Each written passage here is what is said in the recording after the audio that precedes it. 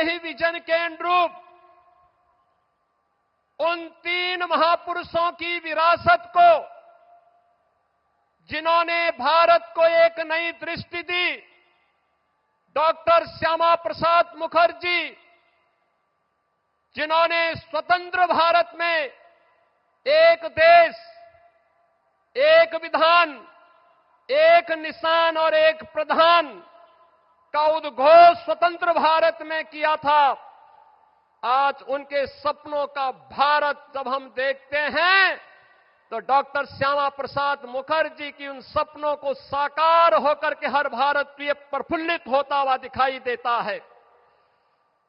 भारत माता के महान सपूत, महान विचारक पंडित दीनदयाल उपाध्याय के सपनों का वह भारत, जिसमें अंतिम पायदान पर बैठे हुए व्यक्ति के जीवन में एक नया परिवर्तन होता हुआ दिखाई देता है। और पिछले 11 वर्ष में 25 करोड़ लोग गरीबी रेखा से ऊपर उठ करके एक सामान्य नागरिक के रूप में अपना जीवन यापन कर रहे हैं। अंत्योदय के उस स्वप्न को साकार करने वाले और सरदेव अटल जी के सुशासन को मूर्त रूप देने वाले इन तीनों महापुरुषों की इस विरासत को आत्मनिर्भर और विकसित भारत के रूप में भारत के शिल्पकार, आधुनिक भारत के शिल्पकार, एक भारत श्रेष्ठ भारत के स्वप्न दृष्टा आदरणीय प्रधानमंत्री श्री नरेंद्र मोदी जी का आगमन आज लखनऊ की इस पावन धरा पर हुआ है। भारत माता की, भारत माता की, भारत माता की। उत्तर प्रदेश की राज्यपाल आनंदीबेन पटेल, यहां के लोकप्रिय मुख्यमंत्री योगी आदित्यनाथ जी, केंद्रीय मंत्रिमंडल में मेरे वरिष्ठ सहयोगी और लखनऊ के सांसद रक्षा मंत्री राजनाथ सिंह जी, यूपी भाजपा के अध्यक्ष और केंद्र में मंत्रिपरिषद के मेरे साथी श्रीमान पंकज चौधरी जी, प्रदेश सरकार के उप मुख्यमंत्री केशव प्रसाद मौर्य, ब्रजेश पाठक, उपस्थित अन्य मंत्रीगण,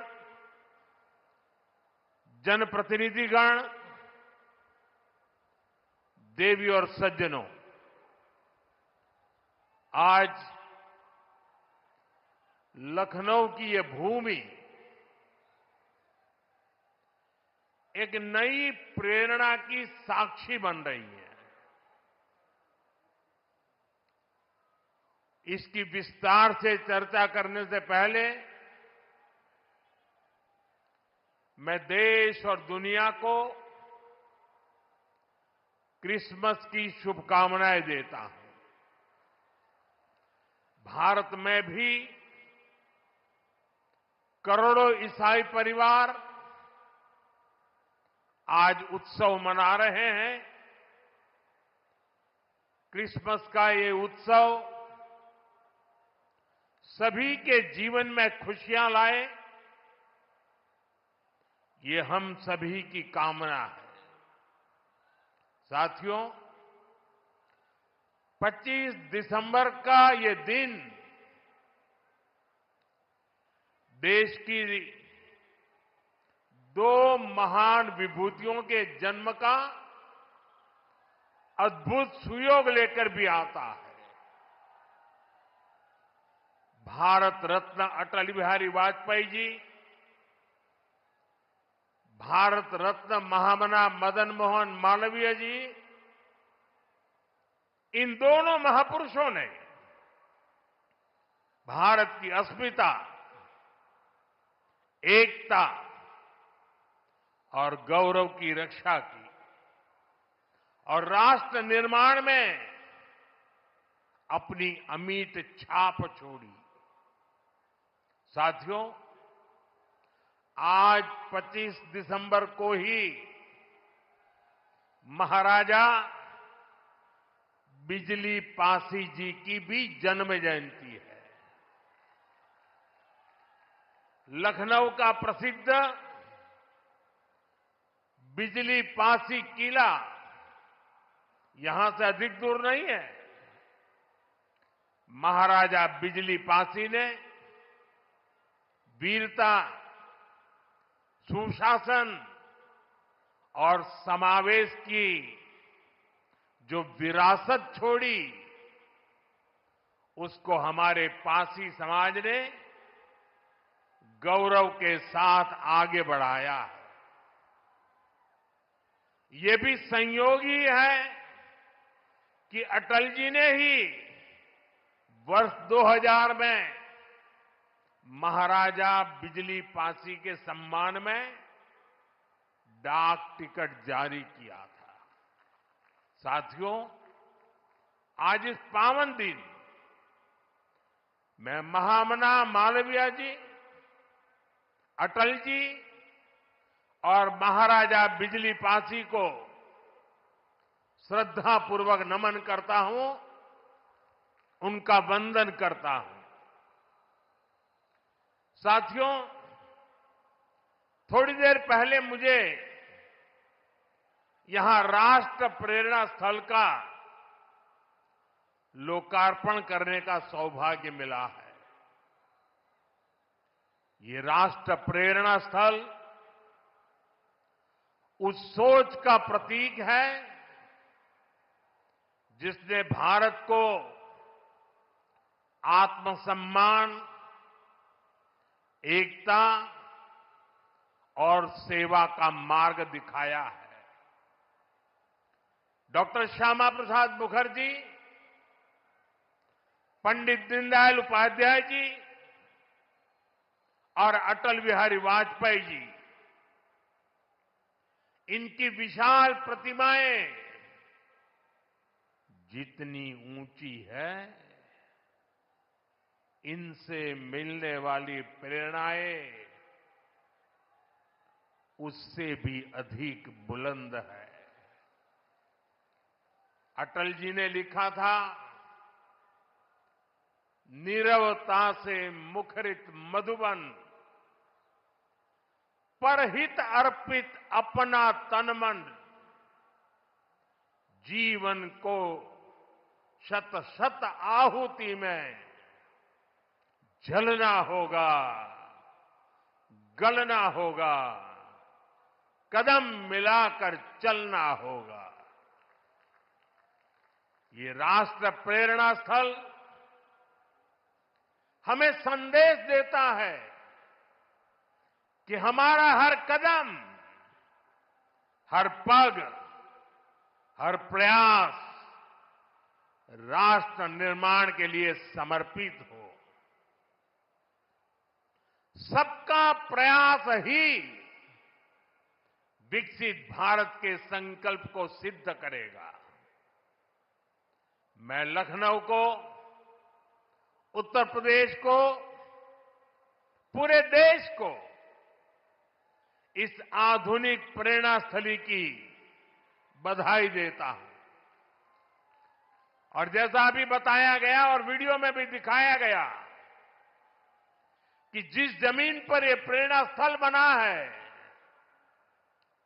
उसकी 30 एकड़ से ज्यादा जमीन पर कई दशकों से कूड़े कचरे का पहाड़ जमा हुआ था। पिछले 3 वर्ष में इसे पूरी तरह खत्म किया गया है। इस प्रोजेक्ट से जुड़े सभी श्रमिकों, कारीगरों, योजनाकारों, योगी जी की और उनकी पूरी टीम को भी मैं बहुत बहुत बधाई देता हूं। साथियों, डॉक्टर श्यामा प्रसाद मुखर्जी ने देश को दिशा देने में निर्णायक भूमिका निभाई है। ये डॉक्टर मुखर्जी ही थे जिन्होंने भारत में 2 विधान, 2 निशान और 2 प्रधान के विधान को खारिज कर दिया था। आजादी के बाद भी जम्मू कश्मीर में ये व्यवस्था भारत की अखंडता के लिए बहुत बड़ी चुनौती थी। भाजपा को गर्व है कि हमारी सरकार को आर्टिकल 370 की दीवार गिराने का अवसर मिला। आज भारत का संविधान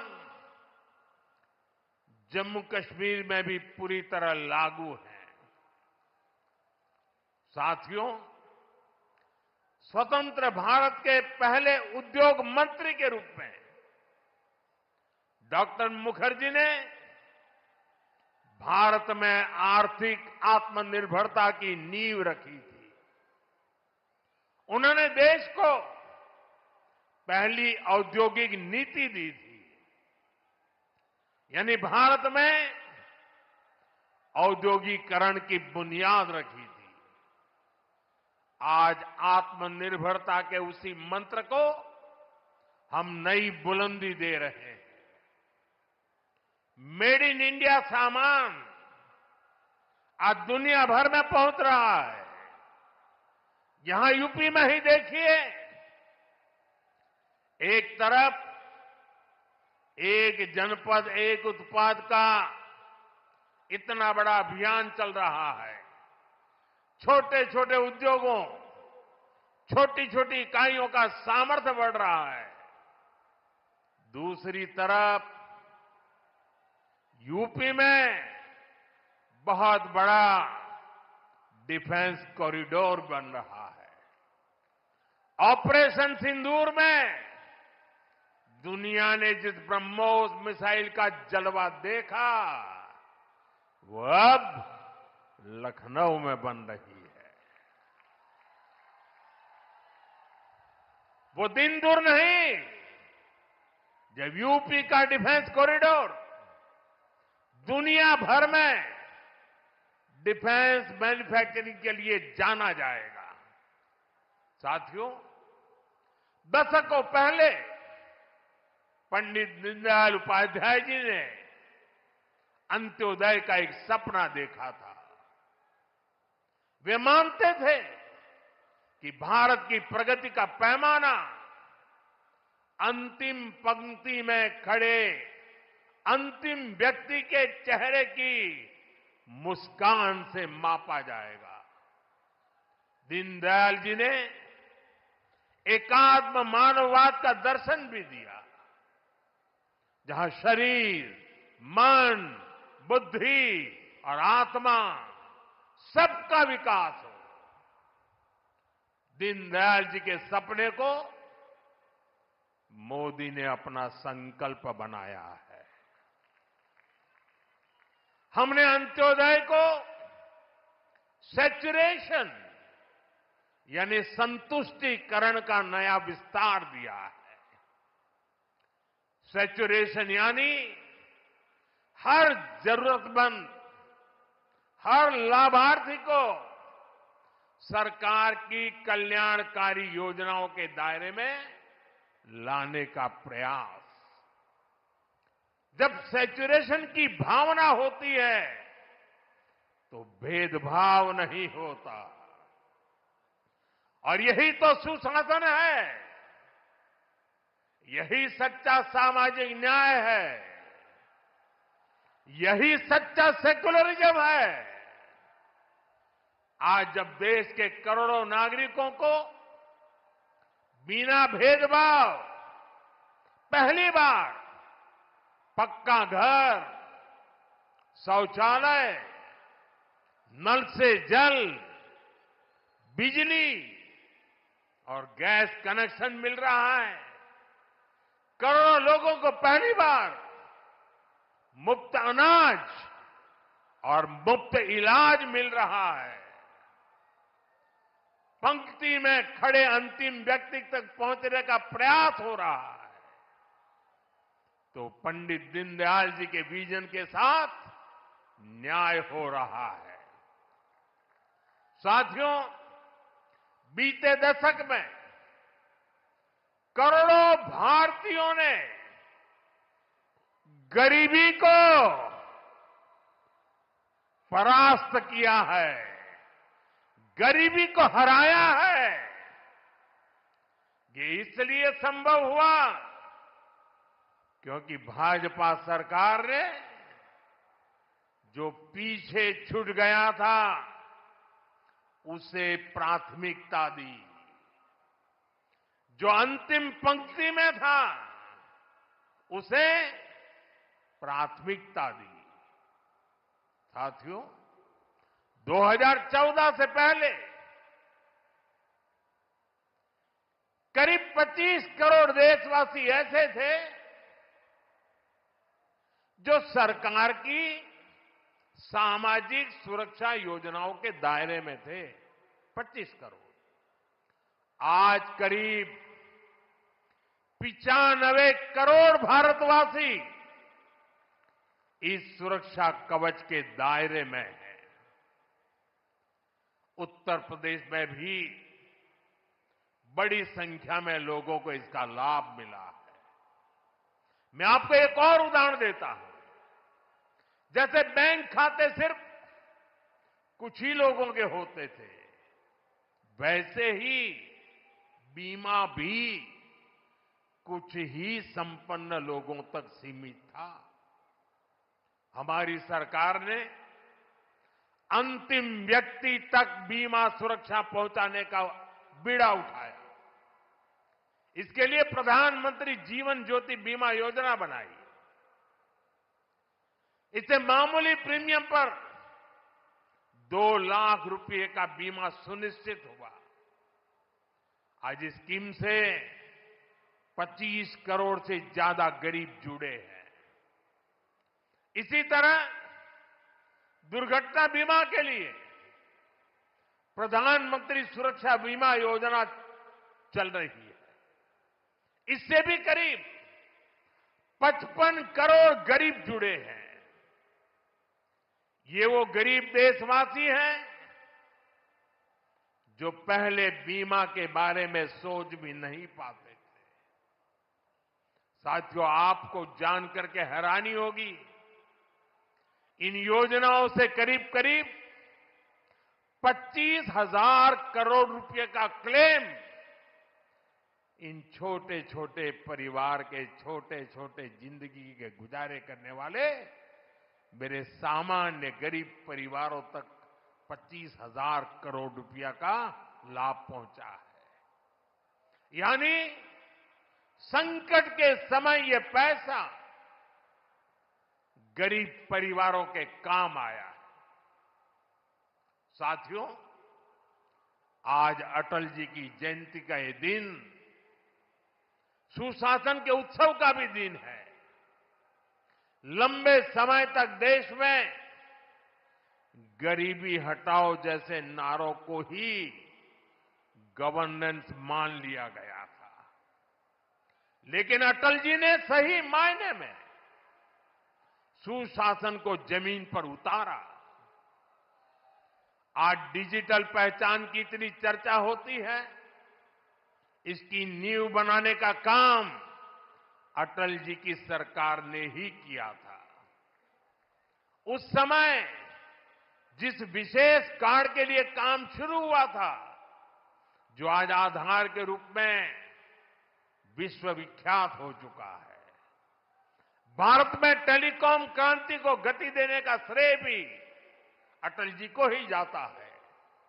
उनकी सरकार ने जो टेलीकॉम नीति बनाई, उससे घर घर तक फोन और इंटरनेट पहुंचना आसान हुआ और आज भारत दुनिया में सबसे अधिक मोबाइल और इंटरनेट यूजर वाले देशों में से एक है।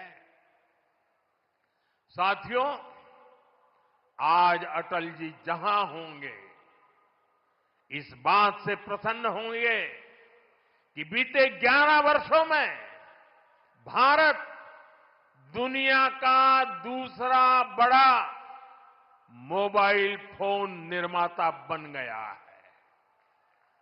और जिस यूपी से वे सांसद रहे, वो यूपी आज भारत का नंबर 1 मोबाइल मैन्युफैक्चरिंग राज्य बना है। साथियों, कनेक्टिविटी को लेकर अटल जी के विजन ने 21वीं सदी के भारत को शुरुआती मजबूती दी। अटल जी की सरकार के समय ही गांव-गांव तक सड़कें पहुंचाने का अभियान शुरू किया गया था। उसी समय स्वर्णिम चतुर्भुज यानी हाईवे के विस्तार पर काम शुरू हुआ था।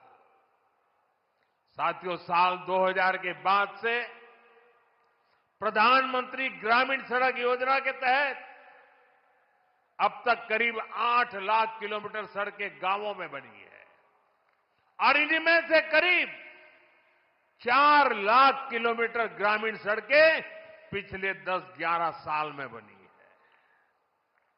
और साथियों, आज आप देखिए, आज हमारे देश में अभूतपूर्व गति से एक्सप्रेसवे बनाने का काम कितनी तेजी से चल रहा है। हमारा यूपी भी एक्सप्रेसवे स्टेट के रूप में अपनी पहचान बना रहा है।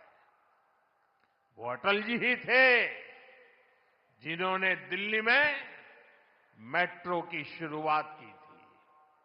आज देश के 20 से ज्यादा शहरों में मेट्रो नेटवर्क लाखों लोगों का जीवन आसान बना रहा है।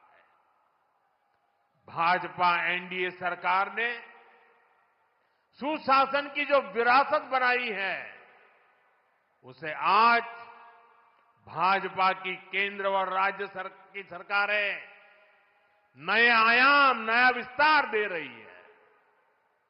साथियों, डॉक्टर मुखर्जी, पंडित दीनदयाल जी, अटल जी, इन 3 महापुरुषों की प्रेरणा, उनके विजनरी कार्य, ये विशाल प्रतिभाएं विकसित भारत का बहुत बड़ा आधार है। आज इनकी प्रतिभाएं हमें नई ऊर्जा से भर रही है। लेकिन हमें यह नहीं भूलना है कि आजादी के बाद भारत में हुए हर अच्छे काम को कैसे एक ही परिवार से जोड़ने की प्रवृत्ति पनपी। किताबें हो, सरकारी योजनाएं हो, सरकारी संस्थान हो, गली, सड़क, चौराहे हो, एक ही परिवार का गौरवगान, एक ही परिवार के नाम, उनकी ही मूर्तियां, यही सब चला। भाजपा ने देश को एक परिवार की बंधक बनी इस पुरानी प्रवृत्ति से भी बाहर निकाला है। हमारी सरकार मां भारती की सेवा करने वाली हर अमर संतान, हर किसी के योगदान को सम्मान दे रही है। मैं कुछ उदाहरण आपको देता हूं। आज नेताजी सुभाष चंद्र बोस की प्रतिमा दिल्ली के कर्तव्य पथ पर है। अंडमान में जिस द्वीप पर नेताजी ने तिरंगा फहराया, आज उसका नाम नेताजी के नाम पर है। साथियों, कोई नहीं भूल सकता कि कैसे बाबा साहब आंबेडकर की विरासत को मिटाने का प्रयास हुआ। दिल्ली में कांग्रेस के शाही परिवार ने यह पाप किया और यहां यूपी में सपा वालों ने भी यही दुस्साहस किया। लेकिन भाजपा ने बाबा साहब की विरासत को मिटने नहीं दिया। आज दिल्ली से लेकर लंदन तक बाबा साहब आंबेडकर के पंचतीर्थ उनकी विरासत का जयघोष कर रहे हैं।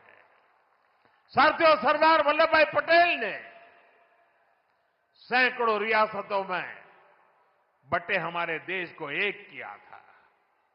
लेकिन आजादी के बाद उनके काम और उनके कद दोनों को छोटा करने का प्रयास किया गया। ये भाजपा है जिसने सरदार साहब को वो मान सम्मान दिया जिसके वो हकदार थे। भाजपा ने ही सरदार पटेल की विश्व की सबसे ऊंची प्रतिमा बनाई, एकता नगर के रूप में एक प्रेरणा स्थली का निर्माण किया। अब हर साल वहां 31 अक्टूबर को देश राष्ट्रीय एकता दिवस का मुख्य आयोजन करता है। साथियों, हमारे यहां दशकों तक आदिवासियों के योगदान को भी उचित स्थान नहीं दिया गया। हमारी सरकार ने ही भगवान बिरसा मुंडा का भव्य स्मारक बनाया। अभी कुछ सप्ताह पहले ही छत्तीसगढ़ में शहीद वीर नारायण सिंह आदिवासी म्यूजियम का लोकार्पण हुआ है। साथियों, देश भर में ऐसे अनेक उदाहरण हैं। यही उत्तर प्रदेश में ही देखें तो महाराजा सुहेलदेव का स्मारक तब बना जब भाजपा सरकार बनी। यहां निषाद राज और प्रभु श्री राम की मिलन स्थली को अब जाकर के मान सम्मान मिला।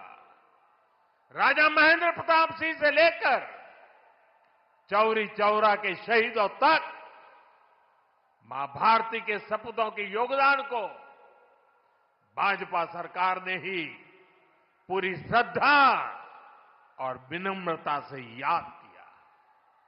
साथियों, परिवारवाद की राजनीति की एक विशिष्ट पहचान होती है। यह असुरक्षा से भरी हुई होती है। इसलिए परिवारवादियों के लिए दूसरों की लकीर छोटी करना मजबूरी हो जाता है ताकि उनके परिवार का कद बड़ा दिखे और उनकी दुकान चलती रहे। इसी सोच ने भारत में राजनीतिक छुआछूत का चलन शुरू किया। आप सोचिए, आजाद भारत में अनेक प्रधानमंत्री हुए, लेकिन राजधानी दिल्ली में जो म्यूजियम था उसमें अनेक पूर्व प्रधानमंत्रियों को नजरअंदाज किया गया। इस स्थिति को भी भाजपा ने, एनडीए ने ही बदला है। आज आप दिल्ली जाते हैं तो भव्य प्रधानमंत्री संग्रहालय आपका स्वागत करता है। वहां आजाद भारत के हर प्रधानमंत्री, चाहे कार्यकाल कितना भी छोटा रहा हो, सबको उचित सम्मान और स्थान दिया गया है। साथियों, कांग्रेस और उसके सहयोगियों ने राजनीतिक रूप से भाजपा को हमेशा अछूत बनाए रखा, लेकिन भाजपा के संस्कार हमें सबका सम्मान करना सिखाते हैं। बीते 11 वर्षों में भाजपा सरकार के दौरान, एनडीए सरकार के दौरान नरसिम्हा राव जी और प्रणव बाबू को भारत रत्न दिया गया है। ये हमारी सरकार है जिसने मुलायम सिंह यादव जी और तरुण गोगोई जी जैसे अनेक नेताओं को राष्ट्रीय पुरस्कारों से सम्मानित किया है। कांग्रेस से या समाजवादी पार्टी से कोई भी ऐसी उम्मीद तक नहीं कर सकता। इन लोगों के राज में तो भाजपा के नेताओं को सिर्फ अपमान ही मिलता था। साथियों, भाजपा की डबल इंजन सरकार का बहुत अधिक फायदा उत्तर प्रदेश को हो रहा है। उत्तर प्रदेश 21वीं सदी के भारत में अपनी एक अलग पहचान बना रहा है और मेरा सौभाग्य है कि मैं यूपी से सांसद हूं। आज मैं बहुत गर्व से कह सकता हूं कि उत्तर प्रदेश के मेहनतकश लोग एक नया भविष्य लिख रहे हैं। कभी यूपी की चर्चा खराब कानून व्यवस्था को लेकर होती थी, आज यूपी की चर्चा विकास के लिए होती है। आज यूपी देश के पर्यटन मानचित्र पर तेजी से उभर रहा है। अयोध्या में भव्य राम मंदिर, काशी विश्वनाथ धाम, ये दुनिया में यूपी की नई पहचान के प्रतीक बन रहे हैं और राष्ट्र प्रेरणा स्थल जैसे आधुनिक निर्माण उत्तर प्रदेश की नई छवि को और अधिक रोशन बनाते हैं। साथियों, हमारा उत्तर प्रदेश सुशासन, समृद्धि, सच्चे सामाजिक न्याय के मॉडल के रूप में और बुलंदी हासिल करे, इसी कामना के साथ आप सभी को फिर से राष्ट्र प्रेरणा स्थल की बधाई। मैं कहूंगा, डॉक्टर श्यामा प्रसाद मुखर्जी, आप कहेंगे अमर रहे, अमर रहे। मैं कहूं पंडित दीनदयाल उपाध्याय जी, आप कहें अमर रहे, अमर रहे। मैं कहूं अटल बिहारी वाजपेयी जी, आप कहें अमर रहे, अमर रहे। पंडित श्यामा प्रसाद मुखर्जी, श्यामा प्रसाद मुखर्जी, श्यामा प्रसाद मुखर्जी, पंडित दीनदयाल जी, पंडित दीनदयाल जी, पंडित दीनदयाल जी, अटल बिहारी वाजपेयी जी, अटल बिहारी वाजपेयी जी, अटल बिहारी वाजपेयी जी। भारत माता की वंदे वंदे। बहुत बहुत धन्यवाद।